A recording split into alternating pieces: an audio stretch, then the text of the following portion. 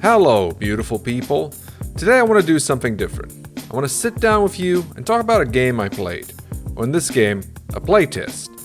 I don't enjoy rambling, so this won't take up too much of your time, but let me know if you enjoy it, and let's talk about Moros Protocol. Moros Protocol is a very crunchy looking roguelite, with the plot straight out of Pandora. You wake up on the Orpheus, a ship overrun by horrifying creatures, who I assume are what the creature from The Thing has nightmares about.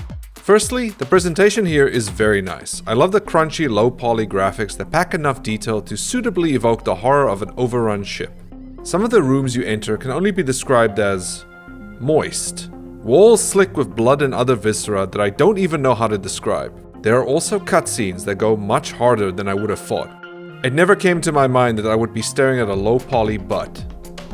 But here we are.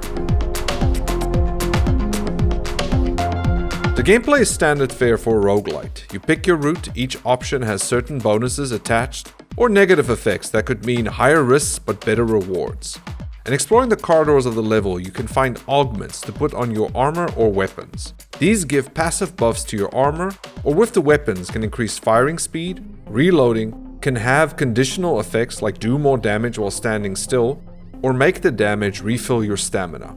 Stamina is important in this game because you have a dodge to quickly move around enemies and their projectiles, which is very useful later on when they start shooting more at you or jump towards you to gang up. You also start with a melee weapon that can do a decent amount of damage and when charged up will take out most enemies. This weapon can also be augmented. You're going to be picking up a lot of augments, and implanting these are as easy as drag and dropping them into your armor or weapons. Speaking of weapons, there are plenty. In my playthrough I picked up a machine pistol, a plasma assault gun, the biggest sniper rifle I've ever seen, and a gun that kept staring back at me. I'm in danger. They all felt different, and I loved finding a new one every now and again to play around with. Combat is slower than I thought it would be, but it ramps up as you get further in the ship.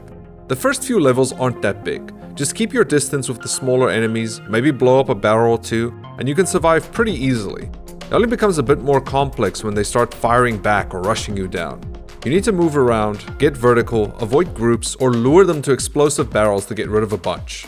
Near the end I was running around shooting, switching between weapons, and hitting enemies with my sword if they got too close. Or I didn't have enough time to reload. It was a lot more intense than I expected. You'll take a ton of hits, but luckily you can heal by using your health hypo, which holds health blocks you can pick up from crates or enemies. That means you don't have to worry too much about finding health, since you can hoard it like a Dark Souls Estus. The playtest also includes a boss, and I have some thoughts about it. I enjoyed my time playing Moros Protocol. The combat was fun, I loved the graphics, it made exploring the ship feel so much more tense than I expected. While the map design was nothing groundbreaking, exploring levels were fun, and sometimes we would find these holes with teeth. You can only destroy them with your melee weapon, and doing so damages you. But if you're lucky, it can lead to a secret room, so that's an interesting risk the game presents to you. The augments are probably my favorite element of building your character. It's just in how simple they're implemented. You pick up a good variety of them, and swapping them out is no hassle at all, and means it's pretty easy to build your character up to play the way you want. Want to buff your melee weapon and go swinging? Go ahead. Want to make your ranged weapon an insane one-hit kill blast, but also make yourself slower? Please do. Or do you want to make your assault rifle just shoot faster than the eye can see? Who wouldn't want that? The augments mixed with a variety of weapons, I believe, will take away the frustration of replaying runs, since it allows you to adapt your strategy on the run, which is exciting. Speaking of exciting, the boss battle was pretty great.